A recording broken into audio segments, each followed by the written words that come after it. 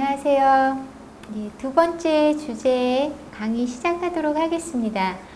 실제로 이번 주제가 전체 그 특강의 핵심 주제라고 볼 수 있는데요. 아동들은 왜 미술관에 가야 하느냐, 이 부분에 대해서 이야기하기 전에 제 그 아동미술 연구자로서의 경험을 이야기하면서 좀 시작을 해야 될 것 같습니다. 제가 아동미술 연구를 하면서 진짜 수백 명의 아이들을 좀 만났던 것 같아요. 그래서 아이들하고 이제 면담하면서 이야기를 하는데, 제가 아이들한테 보통 묻는 질문은 미술에 대해서 어떻게 생각하니? 이런 이야기를 보통 물어요. 미술을 뭐라고 생각하니? 굉장히 저는 자연스럽고 친절하게 묻는다고 얘기를 하는데, 아이들은 제가 그렇게 물어보면 너 미술 잘하니? 너 미술 좋아하니? 이런 식으로 질문을 한다고 생각하나 봐요. 그래서 저는 분명히 미술에 대해서 어떻게 생각하니라고 물어봤는데 저 미술 못해요. 이런 대답을 하는 아이들이 굉장히 많습니다. 그래서 미술을 잘해요, 미술을 좋아해요, 이런 이야기를 들어본 적은 거의 없고요. 심지어는 초등학교 2학년 학생이었던 것 같아요.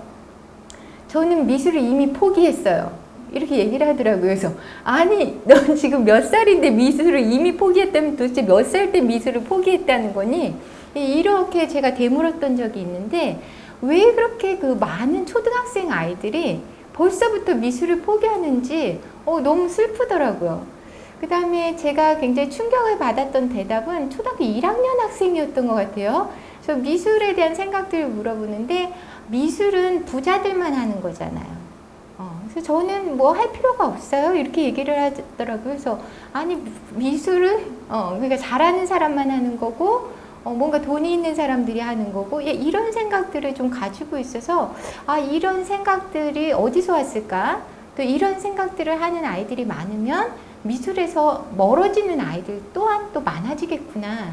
이런 그런 문제의식들을 느끼면서, 그래서 제가 계속 이 분야에 남아있는 게 아닌가 그런 생각이 듭니다. 그래서 뭔가 책임의식 같은 것들이 있고요. 이런 생각들을 좀 많이 바꿔줘야 되겠다. 그런데 아이들의 생각들은 쉽게 바뀌지 않거든요. 그래서 어른들의 생각이 우선 바뀌어야 또 그것들이 아이들의 생각에도 영향을 미치기 때문에, 그래서 지금 이 시간이 굉장히 소중하고 굉장히 중요하다고 생각이 듭니다.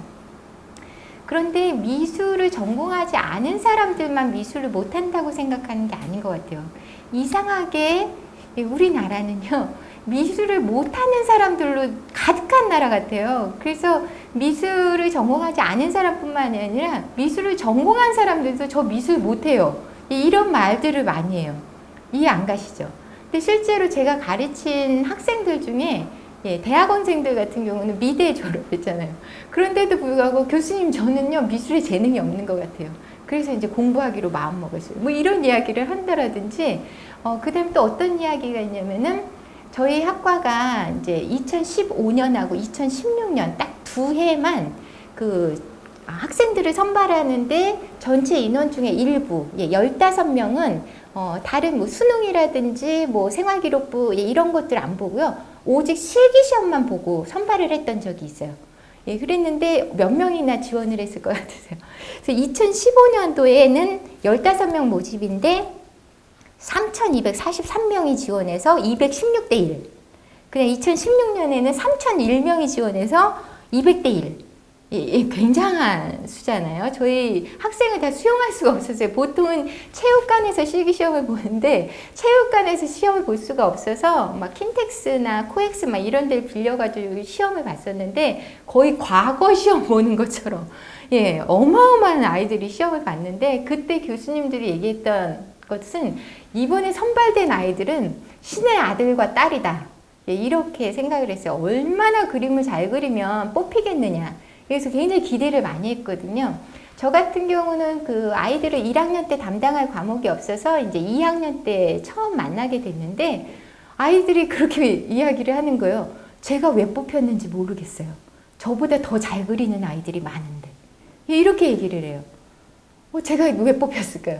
그 다음에 저희는 사범대잖아요. 그러니까 이제 미술, 그림만 그리는 게 아니라 뭐 컴퓨터 작업도 해야 되고 도자기도 만들어야 되고 뭐 사진도 찍어야 되고 여러 가지 활동들을 해야 되는데 실제로 이 아이들은 그림만 그리고 들어온 아이들이거든요. 그러니까 새로운 미술 작업들을 해야 될 때 당황하는 거예요. 마치 처음 하나 완전 초보자 같은 느낌이 드니까 내가 과연 미술을 잘하기는 했을까?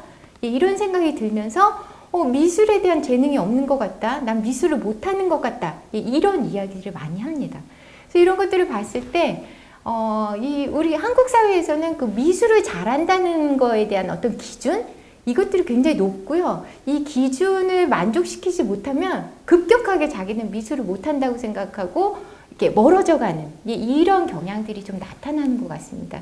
그렇기 때문에 저희들이 이 미술에 대해서 조금 더 고민을 해보는 시간들이 필요한데 이런 그 상황이기 때문에 우리나라에는 그 수포자만큼이나 수학을 포기한 학생들을 수포자라고 얘기하는데 미포자가 어마어마하게 많아요. 그런데 우리가 그 수학만큼 그 중하게 여기지 않잖아요, 미술을. 그렇기 때문에 이 어마어마한 숫자의 미포자에 대한 그 존재들, 그 다음에 이 미포자가 발생시킬 수 있는 어떤 사회적인 문제, 이 중요성들을 좀 간과하고 지나가는 경우들이 많은데요. 이 부분도 얼마나 그 미포자에 대해서는 그렇게 무관심한지 보여주는 사례를 한번 들어볼까요? 만약 여러분들의 자녀가 초등학교 저학년이에요. 1학년이나 2학년 정도 됐는데 엄마 나는 수학을 못해. 나는 수학을 포기해야 될 것 같아. 그럼 여러분은 그래라 이렇게 하시겠어요? 아니요. 무슨 말이니? 수학이 얼마나 중요한데 수학을 지금 포기하면 안 돼. 아니야. 지금도 늦지 않았어. 잘 할 수 있는 방법이 있을 거야. 한번 같이 찾아보자. 같이 노력해보자. 그래서 아마 그 수학을 잘할 수 있는 방법들을 같이 고민해 주시고 노력해 주실 거예요. 이제 반대의 경우를 한번 생각해 보겠습니다. 여러분들의 자녀, 동일한 나이예요. 초등학교 1학년, 2학년 정도 된 아이가 엄마, 아빠, 좀 미술을 못하는 것 같아요. 미술을 포기해야 될 것 같아요. 그러면 끄덕끄덕 하실 수 있어요. 그래. 미술 말고도 딴 게 중요한 것들이 많으니까 뭐 이렇게 얘기하실 수도 있잖아요. 그래, 내가 봐도 너는 미술을 좀 재능은 없더라. 미술은 좀 못하더라. 다른 거 좀 알아보자. 이렇게 대답을 할 수도 있잖아요. 전자 같은 경우는 수학을 포기한다 하면 굉장히 심각한 문제로 여겨지지만 후자의 경우 미술을 포기한다 했을 때는 그래, 그럴 수도 있는 문제 이렇게 생각을 할 수 있는데요. 그렇지 않습니다. 미포자가 된다는 것은 굉장히 중요한 문제를 일생에 발생시킬 수가 있어요. 왜냐하면은요, 저희가 미술을 포기한다는 것은 미술 통해서 사용할 수 있는, 얻을 수 있는 어떤 능력을 포기한다는 의미거든요. 근데 미술을 통해서 우리가 할 수 있는 어떤 능력이란 건 무엇이냐면은 저희가 이제 그죠? 이 세상을 살아가면서 이 세상을 자꾸 탐구하고 이해하려고 하잖아요. 세상을 잘 살아내기 위해서는 이 세계에 대해서 굉장히 많은 이해들이 필요한데 거기에 중요한 게 이제 수학이나 과학이나 뭐 국어나 영어나 뭐 사회나 이런 주지 교과에서 다루는 그런 지식들이나 그런 탐구 방법들인데 실질적으로 우리가 이 세계에 대해서 얼마나 알고 있을까요? 과학자들이, 수학자들이, 또 연구자들이 이 세계에 대해서 탐구하고 알아낸 것이 진짜 이 세계의 몇 %나 정도나 될까요? 그러니까 모르겠어요. 저도 잘 모르겠어요. 확실하진 않지만 그죠? 50%, 60%가 될 수도 있지만 1%도 되지 않을 수도 있어요. 우리는 이 세계에 대해서 무엇을 알고 있는지, 무엇을 모르고 있는지조차도 알지 못할 수도 있어요. 왜냐하면 우리가 모르고 있는 그 세계에 대해서는 우리가 감지할 수가 없거든요. 그런데 이게 우리가 논리적으로 생각했을 때 이 세계에 어떤 우리가 알고 있는 이면의 것이 무엇이 있을 수 있는지 이런 것들을 파악할 수는 없지만 우리 감이란 거 있잖아요. 감각이라는 거. 이것들은 우리가 그 논리적인 이성으로 도달하지 못하는 그런 세상의 영역들과 연결을 시켜줄 수가 있어요. 예를 들면은요, 어떤 두 가지 물건이 있어요. 자로 쟀을 때 똑같은 크기예요. 똑같은 모양이고. 그런데 뭔가 달라 보일 수가 있어요. 분명히 그 숫자라든지 제공된 정보에 의하면 그 두 물건은 굉장히 동일한 물건으로 봐야 되는데 어떻게 봤을 때 이게 뭔가 색이 좀 달라 보인다라든지 형태가 약간 달라 보인다라든지 그런 미묘한 차이들을 우리를 감지할 수 있거든요. 이런 감각, 세상을 이해할 수 있도록 하는데 우리가 알고 있는 지식으로 설명할 수 없는 어떤 부분에 다다를 수 있는 이런 감각들은 예술을 통해서 길러질 수 있는 거거든요. 그 중에서도 이 시각적인 감각, 이것들은 굉장히 중요한 정보들, 세상에 대한 중요한 정보들을 받아들일 수 있도록 합니다. 그렇기 때문에 감각을 사용할 수 있는 능력, 그 중에 시각적인 감각을 사용할 수 있는 능력들을 발달시킬 수 있는 기회들을 포기한다는 것.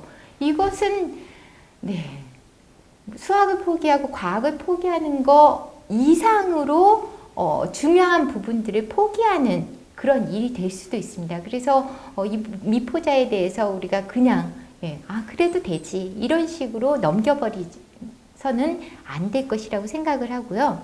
그 다음에 또 미술을 포기하지 말아야 되는 이유는요. 지난번에도 이야기 드렸었는데요.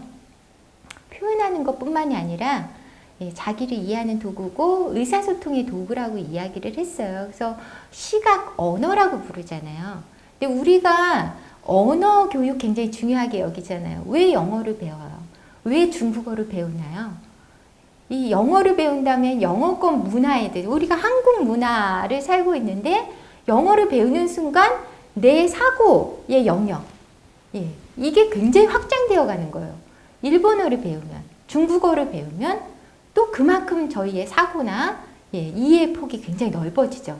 그래서 그런 외국어들을 배우는데 실질적으로 영어를 배우면 영어 문화권에서, 중국어는 중국어 문화권에서만 사용이 되지만 시각 언어는 어떤가요? 시각 언어는요, 어떤 문화권에 한정되어 있는 게 아니라 범지구적으로 사용할 수 있는 언어예요. 그렇기 때문에 이미지를 사용할 수 있는 방법, 이미지를 통해서 전달되는 의미를 읽어낼 수 있는 방법, 그다음에 이미지를 통해서 자기의 자기가 표현하고 싶은 것들을 전달할 수 있는 방법, 이 시각 언어를 사용하는 방법, 이것들을 익히는 것은 굉장히 중요한 역할들을 할 수 있을 거라고 생각됩니다. 근데 우리들은 그 언어를 배우기 위해서는 굉장히 시간 투자를 하고 그러는데 미술을 통한 그런 시각 언어를 배우는 데는 얼마나 시간을 투자를 하는지, 그 다음에 시각 언어를 배워야 하는 사람은 굉장히 한정되어 있잖아요. 미술을 잘하는 사람이 한정돼서 이 시각 언어를 배울 필요가 있다 이렇게 생각을 하는데 실질적으로는 굉장히 모든 사람들이 이 시각 언어에 익숙해질 필요가 있고 이 시각 언어를 배우고 사용하는 것, 이것들에 집중할 필요가 있다 이렇게 말씀드리고 싶습니다. 그래서 일단은 이 미술을 포기하는 사람들이 굉장히 많아지고 있는 현실에서 그래서 오늘 주제가 굉장히 중요해집니다. 그래서 미술관을 가야 하는 이유, 이 얘기를 하려고 제가 긴 사설들을 늘어놓았는데요. 미술에 대한 생각들, 어떤 잘못된 생각들, 그 다음에 어떤 잘못된 경험, 이런 것들로 인해서 우리가 미술을 포기하는 아이들이 많아지고 미술에 자신 없는 사람들이 굉장히 많아지고 있는데 이런 것들을 극복하기 위해서는 새로운 미술 경험들이 필요합니다. 그래서 이 새로운 미술 경험들을 효과적으로 얻을 수 있는 곳이 바로 미술관인 거죠. 그래서 여기서 우리가 미술관에 가야 하는 이유, 새로운 미술 경험, 우리가 미술에 대해서 지금까지 생각해왔던 그런 방식, 태도들을 바꿀 수 있는 가능성을 찾을 수 있는 공간이기 때문에 미술관에 가야 한다. 이렇게 이야기를 드리고 싶습니다. 그러면은 미술관에 가서 도대체 어떤 새로운 경험들을 할 수 있는지 이것들을 한번 살펴보게 되면 미술관에 왜 가야 되는지 조금 더 확실한 생각들을 좀 정리할 수 있을 것 같습니다. 일단 한 5가지 정도로 한번 정리를 해봤는데요. 일단 미술관에 가야 하는 이유, 미술관에 가면은 미술에 대한 자동적인 생각을 바꿀 수 있다. 그 다음에 두 번째, 미술관에 가면 자신을 발견할 수 있다. 그 다음 세 번째, 미술관에 가면 타인에 대한 이해, 사회에 대한 이해, 이런 이해가 좀 깊어질 수 있다는 거. 그 다음에 네 번째는 아까도 말씀드렸다시피 미적인 감각, 그 다음에 시각, 언어, 능력, 이것들을 향상시킬 수 있는 기회를 얻을 수 있다는 거. 그 다음에 마지막 다섯 번째는 새로운 아이디어를 자극해서 굉장히 많은 아이들을 떠올릴 수 있는 그런 기회를 얻을 수 있다. 이렇게 좀 정리를 해보도록 하겠습니다. 그럼 하나하나 좀 살펴볼까요? 일단 첫 번째, 미술에 대한 자동적인 생각을 바꿀 수 있다는 거는요, 지난번 강의에서도 말씀드렸는데, 많은 사람들이 자동적으로 미술은 그림이다 이렇게 생각하는 경우들이 많다고 이야기 드렸죠. 이렇게 그림이라고 생각하는 경우들이 많은데요. 왜 미술을 그림이라고 생각하고 미술 재능은 그림 그리는 것을 잘 그리는, 그림을 잘 그리는 것을 미술 재능이라고 생각을 하냐면요. 우리가 일상적으로 그런 경험들을 많이 해요. 예를 들면은요, 학교에서 굉장히 많은 미술 대회가 열리죠. 학교 밖에서도 굉장히 많은 미술 대회가 열려요. 그런데 미술 대회의 대부분은 그림 그리기 대회예요. 그죠? 뭔가 생각이 나시죠? 뭐 포스터 그리기 대회라든지, 뭐 사생 대회라든지, 뭐 이런 것들, 그림 그리기 대회를 많이 열기 때문에 우리가 그런 것들을 보고 경험을 하다 보면 미술은 그림이라는 생각을 할 수가 있고, 그러다 보면은 미술을 그림이라고 생각을 하는데 나는 그림을 못 그린다? 그렇게 되면 미술을 포기하는 경험들을 계속 반복되게 될 수 있는데, 미술관에 가면 어떤가요? 물론 미술 영역 중에 그림이 차지하는 것들이 굉장히 크게는 하지만 미술관에 가면 그림 말고도 다른 작품들을 볼 수가 있거든요. 그렇게 되면은 아이들은 생각을 하는 거예요. 그림이 아니고 다른 종류의 미술도 존재하고 있구나. 이것을 직접 눈으로 확인을 할 수 있는 거죠. 심지어는 그런 아이들도 봤거든요. 실제로는 그 프로젝터를 통해서 빛으로 이렇게 표현을 한 작품이었거든요. 조각하고 같이 해서 그 멀티미디어를 사용을 해서 그 표현을 한 작품인데, 어떤 꼬마애가 그것을 보면서 이것도 그림이에요? 이렇게 묻는 아이를 봤어요. 그러니까 자기가 생각하기에 이건 자기가 평소에 생각했던 그런 그림은 아닌데 미술관에 이게 전시가 되고 있으니까 이것도 그림일까? 이런 궁금함이 생겼던 거죠. 그렇게 이야기를 했을 때, 이거는 우리가 보통 그냥 손으로 그린 그림이 아니라 빗으로 그린 그림이고, 또 이거 그림이랑 조각 작품 이것들을 합쳐서 한 것이라서 새로운 미술 영역이기도 해. 이렇게 설명을 해주게 되면 이렇게 다른 방식으로 그림을 그릴 수도 있구나. 그 다음에 그림과 다른 작업을 합쳐서도 할 수 있구나. 뭐 이런 것들에 대한 생각들이 확장이 될 수가 있는 거죠. 그 다음에 또 미술에 대한 자동적인 생각은 또 뭐가 있을까요? 미술은 미술을 잘하는 사람만 하는 것이다. 그런데요, 미술관에 가면은요, 미술을 전공하지 않은 사람들의 작품을 전시하는 경우들도 있거든요. 우리들은 미술 작가라고 생각하면 미술을 전문적으로 공부한 사람, 이런 사람들만 작가가 된다고 생각하는데, 실제로 그렇지 않은 경우들이 있어요. 그러면 나도 해볼 수 있을까? 나도 늦었지만 좀 다시 해볼 수 있지 않을까? 포기했다고 생각했는데 다시 시작해 볼 수 있을까? 이런 생각을 할 수 있는 계기가 돼요. 제가 이제 미국에서 공부를 할 때 저희 동네에 굉장히 큰 뮤지엄이 있었는데, 미술관이 있었는데 어떤 특별 전시가 열렸었어요. 이제 셀프 토트 아티스트라고 그러는데, 자기 혼자 독학해서 작가가 된 그런 작가의 작품들을 모아서 전시를 한 건데, 특이하잖아요. 그죠?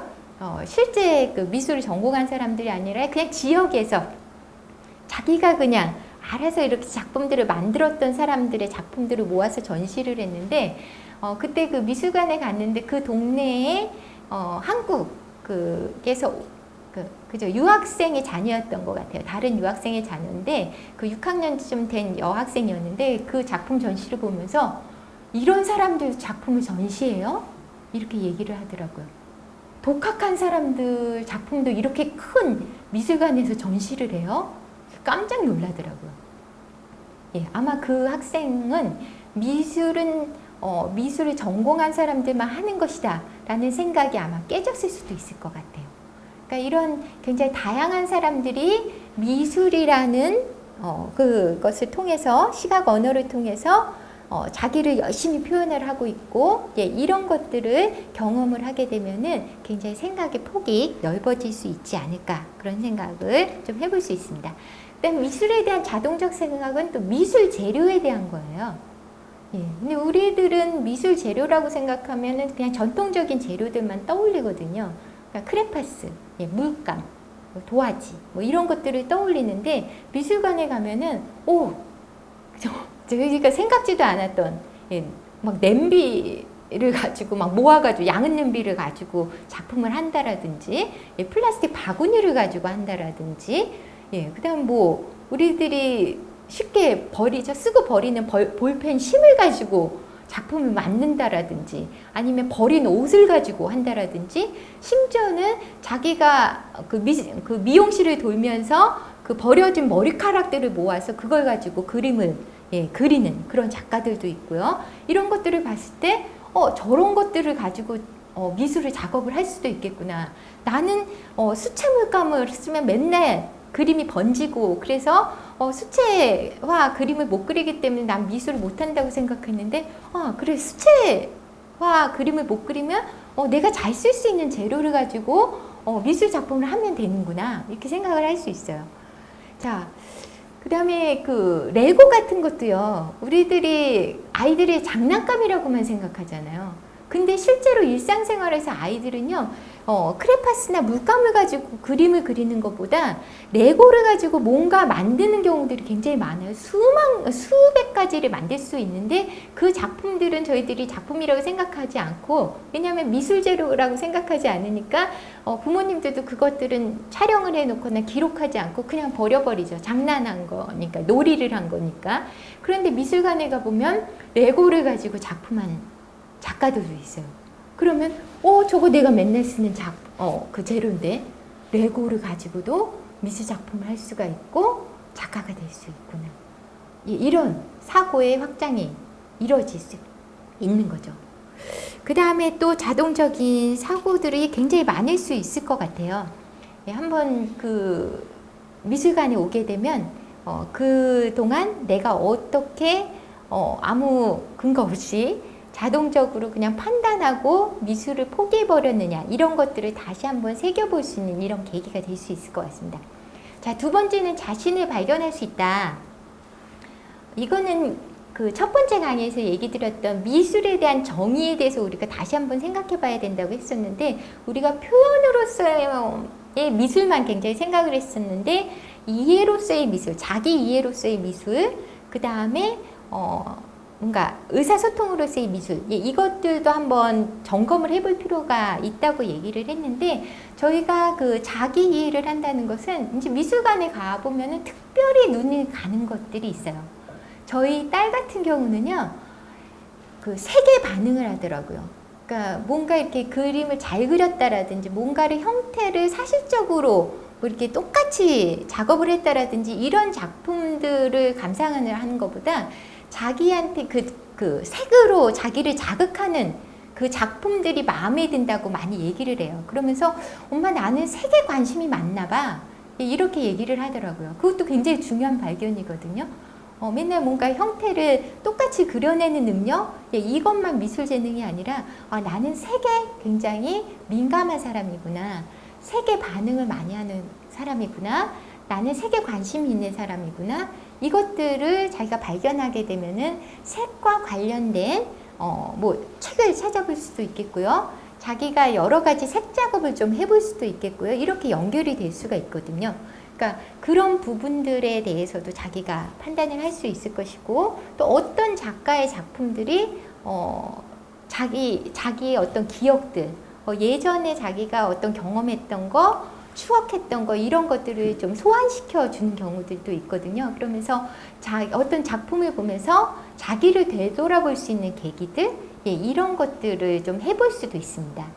그 다음에 세 번째는 이제 타인을 발견하고 이해할 수 있다. 예, 그죠? 이 미술 작품을 통해서 뭔가 자기들을 표현을 하고 있다면은 그 작품을 계속 만나다 보면은 그 타인에 대한 이해가 굉장히 깊어질 수 있고, 이 작가는 자신에 대해서 무슨 이야기를 하고 있을까? 우리 사회에 대해서 어떤 얘기를 하고 있을까? 예, 이런 것들을 경험을 하다 보면은 자기가 이전에 생각하지 못했던 어떤 주제에 대한 것들, 그 다음에 다른 사람들의 고민에 대한 것들, 사회 문제에 대한 것들, 예, 이런 것들을 어떤 작품을 통해서 같이 고민해 볼 수 있는 계기가 되는 거죠. 이렇게 미술 작품에 대한 관심을 갖는 것 자체가 그 타인에 대한 관심이 깊어지는 거기 때문에 우리가 이 사회가 굉장히 개인화되고 교류가 없고 뭐 서로 소통이 부재하다 이렇게 얘기를 하는데, 타인에 대한 관심이 많아지면 많아질수록 일상생활에 돌아왔을 때도 그런 소통이 원활하게 이루어질 수 있을 거라고 생각이 됩니다. 그렇기 때문에 미술관에 오면 자기를 발견할 수 있고 타인도 발견할 수 있고 자기를 이해할 수 있고 타인을 이해할 수 있고, 이런 과정을 통해서 뭔가 소통을 할 수 있는 그런 능력들이 향상될 수 있는 이런 그 이점을 얻을 수가 있습니다. 그 다음에 마지막이 아니네요. 네 번째는 그 미적 감각하고 시각적 언어 능력을 향상시킬 수 있다 이야기 드렸었잖아요. 이걸 놓치면 안 되기 때문에 미포자가 되도록 놔두지 말아야 된다고 아까 말씀을 드렸었는데요. 저희들이 요거는 왜 미술관에 이런 능력들을 향상시켜 두는데 중요한 공간이냐, 효과적인 공간이냐, 이걸 설명하려면 우리가 언어 능력을 향상하는 거, 언어 감각을 높여주려고 할 때 어떤 식으로 우리들이 아이들한테 그 경험들을 제공하는지 생각을 해보면 될 것 같아요. 여러분들이 자녀가 영어를 잘하기를 원한다. 그러면은 저희들이 일상생활에서 영어를 쓸 수 있는 시간이 굉장히 한정되어 있잖아요. 그러니까 영어를 많이 쓸 수 있도록 노출을 많이 시켜주는 것들이 효과적이라고 생각하기 때문에 뭐 어학연수를 보낼 수도 있고, 아니면은 영어 마을에 보낸다라든지, 아니면 영어 학원에 보낸다라든지, 이런 식으로 해서 영어를 많이 쓸 수 있는 기회들을 자꾸 늘려주려고 하시잖아요. 그것처럼 똑같아요. 시각 언어나 시각 감각, 이것들을 향상시켜주기 위해서는 그 언어가 많이 사용되는, 그 언어로 소통할 수 있는 기회가 많은 그런 공간에 가는 것들이 굉장히 중요합니다. 근데 우리 일상생활에서는 여러 언어들이 사용이 되고 주로 말로 하거나 글로 쓰는 언어로 주로 소통이 되고 있는데, 미술관은요 주로 시각적인 언어를 중심으로 소통되는 공간이잖아요. 그럼 그 공간 안으로 들어가는 것 자체가 시각 언어로 생각하고 시각 언어로 소통하고 시각 언어로 이해하는 이런 경험들을 계속 하게 되는 그런 활동들이 이루어지게 되는 거죠. 그래서 많이 가면 갈수록 더 많이 그 시각 언어를 사용할 수 있는 기회를 얻을 수 있다. 그런 측면에서 그 미술관이라는 공간은 시각적인 감각, 능력 이런 것들을 향상시켜 주는데 중요한 교육적인 공간이 될 수 있다. 이렇게 말씀드리겠습니다. 마지막이네요. 새로운 아이디어를 계속 자극받을 수 있다. 그 많은 작품들을 저마다의 그 스토리들을 가지고 있거든요. 그 스토리들을 읽어내다 보면은요, 그것과 관련된 자기의 아이디어들이 떠오르는 경우들이 있어요. 예전에 그 초등학교 학생들하고 같이 소집단으로 미술관에 갔던 적이 있는데, 작품들에 대해서 이야기를 하다 보니까 이 작가의 이 아이디어가 너무 재밌는데 이걸 가지고 저 만화 스토리로 써야 될 것 같아요.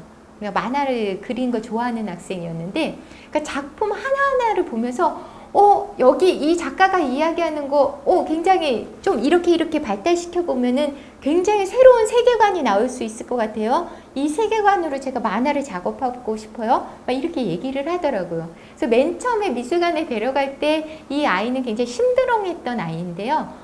미술관에 가면서 미술 작품에 대해서 자꾸 이야기를 하면서 자기 아이디어가 굉장히 자극을 받는 이런 경험들을 하더라고요. 그래서 나중에 이 아이는 자기가 먼저 미술관에 가고 싶어요. 미술에 대해서 이야기하고 싶어요. 그래서 새로운 아이디어를 얻고 싶어요. 이런 이야기들을 하더라고요. 그래서 굉장히 많은 자극들을 얻어서 새로운 창의적인 아이디어를 이렇게 발생시킬 수 있는 공간이 될 수 있다. 우리가 굉장히 창의적인 아이들을 길러야 된다 말을 하잖아요. 그런데 그런 공간들이 바로 옆에 있는데 굉장히 뭐 창의력을 기르기 위해서 뭔가 다른 것들을 막 하시지 마시고 미술관에 가는 것 자체만으로도 굉장히 많은 자극을 얻을 수 있을 것이라고 생각합니다. 자, 일단 더 많지만 짧게 5가지만 짚어봤는데요.